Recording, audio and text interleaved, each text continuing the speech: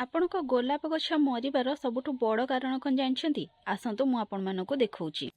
ଆପଣମାନେ ଯେତେବେଳେ ହାଇବ୍ରିଡ୍ ରୋଜ୍କୁ ଆଣିକି ଆପଣଙ୍କ ବଗିଚାରେ ଆଡ଼୍ କରନ୍ତି, କିଛି ଦିନ ପରେ ଦେଖିବେ ସେଇ ଗୋଲାପ ଗଛଟି ଆପଣଙ୍କର ମରିଯାଇଛି। ଆପଣମାନେ ସେଇ କାରଣ ବୁଝିପାରନ୍ତିନି କି କାହିଁକି ଆପଣଙ୍କ ଗଛଟି ମରିଲା। ତ ସାଧାରଣତଃ ହାଇବ୍ରିଡ୍ ଯେଉଁ ଗୋଲାପ ଥାଏ, ଗ୍ରାଫ୍ଟିଂ ବାଲା ଗୋଲାପ ଥାଏ, ସେଇଥିରେ ଏହି ସମସ୍ୟା ପ୍ରାୟତଃ ଅଧିକାଂଶ ମାତ୍ରାରେ ଦେଖାଯାଇଥାଏ, ଯାହାର ଯଦି ଆପଣ ସମାଧାନ ତୁରନ୍ତ ନ କରିବେ ତାହେଲେ ଆପଣଙ୍କ ଗଛଟି ମଧ୍ୟ କିଛି ଏଇଭଳି ଭାବେ କିଛି ଦିନ ଭିତରେ ହିଁ ରୋଗିଣା ହେଇକି ମରିଯିବାକୁ ଲାଗିବ। ତ ସେଇ କାରଣଟି କ'ଣ ଚାଲନ୍ତୁ ଦେଖିବା। ଦେଖନ୍ତୁ, ଇଏ ଯେଉଁ ହେଉଛି ହାଇବ୍ରିଡ୍ ଗୋଲାପ ବା ଗ୍ରାଫ୍ଟିଂ ବାଲା ରୋଜ୍। କେମିତି ଜାଣିବେ? ଏଇଠି ଗୋଟେ ଗଣ୍ଠି ଟାଇପ୍ର ଅଛି, ଆଉ ଏଇଠୁ ହିଁ ଉପରକୁ ସବୁ କିଛିଟା ଡାଳ ଅଛି, ଯେଉଁଥିରେ କି ଆମର ଫୁଲ ଫୁଟିଥାଏ, ଗୋଲାପ ଫୁଲ ବହୁତ ସୁନ୍ଦର ଭାବେ ଫୁଟିଥାଏ। କିନ୍ତୁ ଏଇ ଯେଉଁ ଗଣ୍ଠି ତଳକୁ କିଛିଟା ଡାଳ ମଧ୍ୟ ଆସିଥାଏ, ଯେମିତିକି ଏଇ ଡାଳଟି ଆପଣମାନେ ଦେଖିପାରୁଥିବେ, ଗଣ୍ଠି ତଳକୁ ହିଁ ଇଏ ଆସିଛି। ଆଉ ଏଇ ଯେଉଁ ଡାଳଟିକୁ ଆପଣ ଇଜିଲି ମଧ୍ୟ ଜାଣିପାରିବେ ଆଉ ଗୋଟିଏ ଉପାୟରେ, ଏଥିରେ 7ଟି ଲେଖାଏଁ ପତ୍ର ଆସିଥାଏ। ଦେଖିପାରୁଥିବେ କିଛି ଏଇଭଳି ଭାବେ 7ଟି ଲେଖାଏଁ ପତ୍ର ଏଥିରେ ଆସିଥାଏ। ନର୍ମାଲ ଯେଉଁ ତାର ପତ୍ର ଥାଏ, ଯେଉଁଥିରେ କି ଫୁଲ ଫୁଟିଥାଏ, ସେଇ ଡାଳରେ 5ଟି ଲେଖାଏଁ ପତ୍ର ଥାଏ, ଆଉ ଏଇ ଡାଳରେ 7ଟି ଲେଖାଏଁ ପତ୍ର ଆସିଥାଏ। ଏହା ସହିତ ଏଇ ଯେଉଁ ଆପଣଙ୍କର ଯେଉଁ ଡାଳରେ ଫୁଲ ଫୁଟିଥାଏ, ସେଇ ଡାଳରେ ଆପଣ ଦେଖିବେ ବେଶୀ ଅଧିକ ମାତ୍ରାର କଣ୍ଟା ନଥାଏ, ବହୁତ କମ୍ ପରିମାଣର କଣ୍ଟା ଥାଏ, କିନ୍ତୁ ଏଇ ଡାଳରେ ଅଧିକରୁ ଅଧିକ ପରିମାଣର କଣ୍ଟା ଆସିଥାଏ। ଦେଖିପାରୁଥିବେ କେତେ ସାରା କଣ୍ଟା ଏଥିରେ ଭର୍ତ୍ତି ହେଇକି ଅଛି।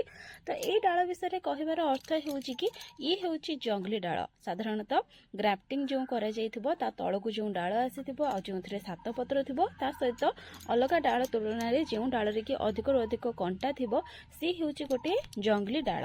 ଏ ଜଙ୍ଗଲି ଡାଳ କ'ଣ କରିଥାଏ ନା, ଏଥିରେ ଫୁଲ ଫୁଟି ନଥାଏ, କିନ୍ତୁ ଇଏ ଗଛରୁ ସବୁ ଯାକ ଏନର୍ଜି ଶୋଷି ନେଇଯାଇଥାଏ, ଯାହାଫଳରେ କି ଯେଉଁ ଡାଳ ଗୁଡ଼ିକରେ ଆପଣଙ୍କର ଫୁଲ ଫୁଟିବା କଥା, ସେଇ ଡାଳରେ ଆପଣଙ୍କର ଗ୍ରୋଥ ଆସିବନି କିମ୍ବା ଫୁଲ ଫୁଟିବନି। ଆଉ ଧୀରେ ଧୀରେ କରିକି ୟାର ପତ୍ର ଗୁଡ଼ିକ କିଛି ଏଇଭଳି ଭାବେ ଶୁଖିବାକୁ ଲାଗିବ। କିଛି ଦିନ ଭିତରେ ଆପଣଙ୍କ ଗଛଟି ମଧ୍ୟ ମରିଯାଇଥିବ, ଯେମିତିକି ଏଇ ଗଛରେ ହେଇଛି। ଏଇ ଜଙ୍ଗଲି ଡାଳକୁ ମୁଁ ଦେଖିନଥିଲି, ଏ ରହିଯାଇଛି ଗଛରେ, ଯାହାଫଳରେ କି ୟାର ଗ୍ରୋଥ ମଧ୍ୟ ଅଟକି ଯାଇଛି। ତ ସେଥିପାଇଁ ଆମେ କ'ଣ କରିବା, ଏଇ ଜଙ୍ଗଲି ଡାଳକୁ ଆମେ କାଟିଦେବା। ଆପଣ ଚାହିଁଲେ ଏଇଠୁ କଟ୍ କରିପାରିବେ, କିମ୍ବା ଇଏ ଏତେ କଅଁଳିଆ ଥାଇକି ଆପଣ ହାତରେ ମଧ୍ୟ ଏହାକୁ ପ୍ରେସ୍ କରିଦେଲେ ଇଏ ଭାଙ୍ଗିଯିବ। ଏଥିରେ ଦେଖନ୍ତୁ ଇଏ କେତେ ଲମ୍ବା ହେଇଯାଇଛି ଏ ଡାଳଟି, କିନ୍ତୁ ଏଥିରେ ଏପର୍ଯ୍ୟନ୍ତ କଢ଼ ଆସିନି। ତେଣୁ ଆପଣ ଆପଣଙ୍କର ଯେଉଁ ଗ୍ରାଫ୍ଟେଡ୍ ବାଲା ଗୋଲାପ ଥିବ ବା ହାଇବ୍ରିଡ୍ ଗୋଲାପ ଥିବ, ସେ ଗଛକୁ ମଝିରେ ମଝିରେ ଚେକ୍ କରନ୍ତୁ। ଯଦି ସେଇଥିରେ ଏଭଳି ଭାବେ ଜଙ୍ଗଲି ଡାଳ ଆସିଛି, ତାହେଲେ ତାକୁ ତୁରନ୍ତ ହିଁ ରିମୁଭ୍ କରି ନିଅନ୍ତୁ। ଗଛରେ ବିଲକୁଲ ବି ରଖନ୍ତୁ ନାହିଁ। ଯେତେ ଅଧିକ ଦିନ ପର୍ଯ୍ୟନ୍ତ ରଖିବେ, ଆପଣଙ୍କର ଏଇ ଯେଉଁ ଗଛଟି ଥିବ ସେ ସେତେ ଡ୍ୟାମେଜ୍ ହେଇଯିବ, ଖରାପ ହେଇଯିବ, ଯାହାଫଳରେ କି ଆପଣଙ୍କର ଯେଉଁ ଗଛଟି ଥିବ ସେ ମରିଯିବ ମଧ୍ୟ। ଯେମିତିକି ଏଇ ଗଛଟି ବର୍ତ୍ତମାନ ରୋଗିଣା ହେଇଯାଇଛି, କିନ୍ତୁ ସମୟ ପୂର୍ବରୁ ହିଁ ମୁଁ ସେଇ ଡାଳଟିକୁ କାଢ଼ି ଦେଇଛି। ଏବେ କିଛିଟା ଛୋଟ ଛୋଟ କଥା ପ୍ରତି ଧ୍ୟାନ ଦେଲେ ଏ ଯେଉଁ ଗଛଟି ଅଛି, ଇଏ ପୁରା ଭର୍ତ୍ତି ହେଇଯିବ ନୂଆ ନୂଆ ଡାଳରେ, ଆଉ ବହୁତ ଜଲ୍ଦି ଏଥିରେ ଫୁଲ ମଧ୍ୟ ଫୁଟିବାକୁ ଲାଗିବ।